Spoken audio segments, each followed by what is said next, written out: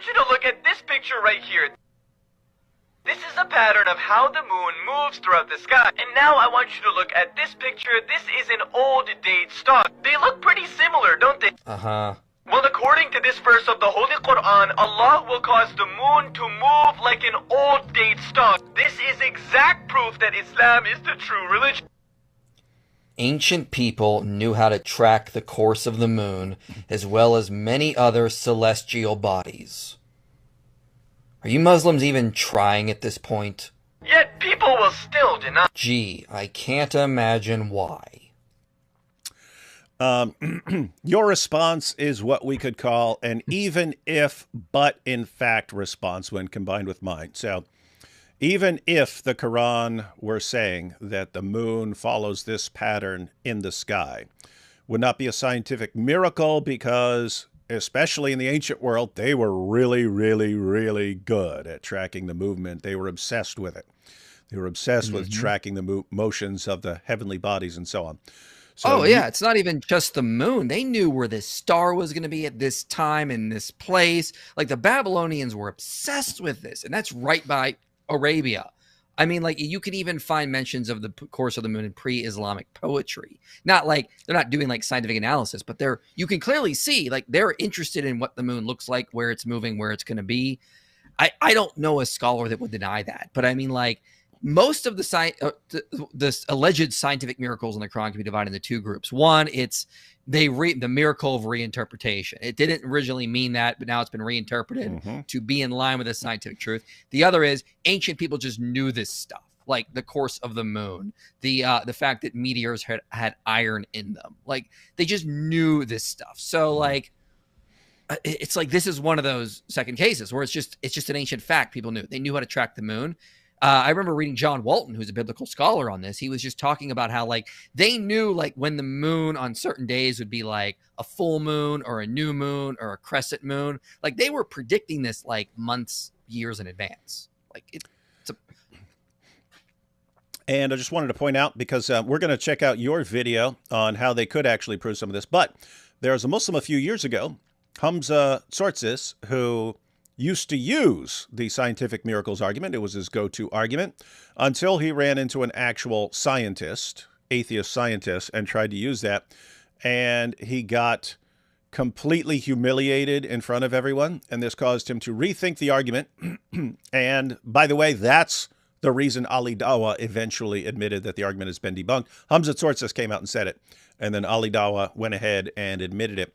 But Hamza Tsortsis, he actually broke things down. He said, what would it take to actually prove that the Quran is making miraculous scientific claims or claims that couldn't have been known at the time? What would you need to show? You'd need to show three things, basically. One, you need to show that's what the Quran is actually saying. It's not saying something else. It's saying the thing that is being confirmed. This isn't you putting some modern spin on it. It's what is actually being claimed by the Quran. So one, you need that. Two, it needs to be something that wasn't known at the time. If people knew it and the Quran says it, then okay, you're just saying what people knew at the time. That's not miraculous scientific knowledge. People already knew it. And three, you have to know that whatever you're saying about science today is actually correct. In other words, you don't want to say this confirms it, and then 5 years from now, another theory comes out and that theory is discarded or something like that. Because then you'd be saying the Quran was confirmed by a theory that was eventually disconfirmed. And what are you going to do then? Miracle of reinterpretation, right? So he goes ahead and lays those things out and then points out, guess what? There's nothing like that in the Quran.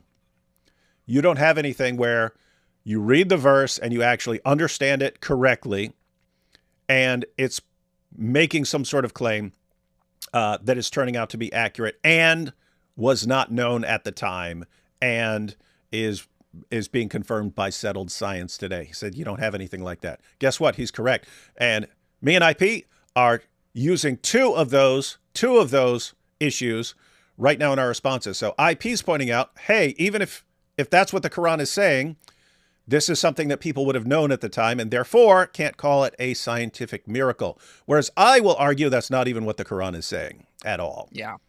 So you put both those together. So two massive problems, two massive fails, two massive failures of the argument. It fails in both ways. It could fail apart from because we're not even gonna argue about what science today says. Not really relevant for this discussion.